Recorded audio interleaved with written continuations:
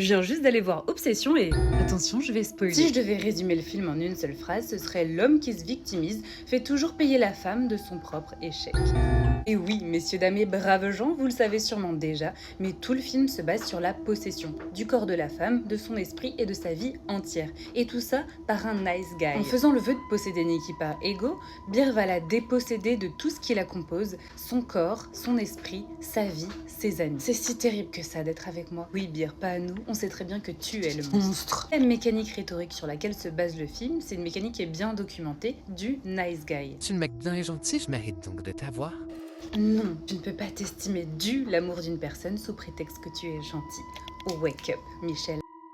Et c'est là que ça devient intéressant, parce que le rejet chez les personnes incel n'entraîne pas une remise en question, mais plutôt un renvoi de culpabilité chez la personne qui rejette.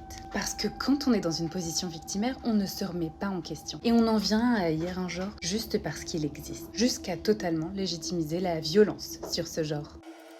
La rhétorique du nice guy, qui est également la rhétorique de l'incel, c'est donc de se positionner en tant que victime plutôt que de faire la démarche intellectuelle de se remettre en question. Parce que le sujet, c'est pas que les femmes préfèrent les bad guys, c'est qu'elles voient que toi, tu n'es pas capable de te remettre en question. Parce que le sujet, c'est pas que les femmes préfèrent les bad guys, c'est parce qu'elles voient que toi, tu cherches juste à satisfaire ton ego. La question à te poser, c'est donc, aimes-tu la personne pour ce qu'elle est ou cherches-tu à satisfaire ton ego?